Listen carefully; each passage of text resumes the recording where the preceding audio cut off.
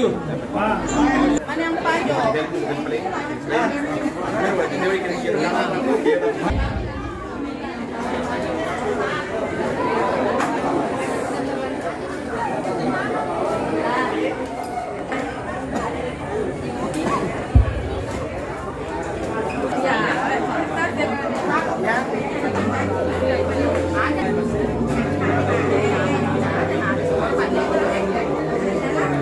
Kalau misalnya perwakilannya cuma satu, misalnya SMP atau SD berarti baru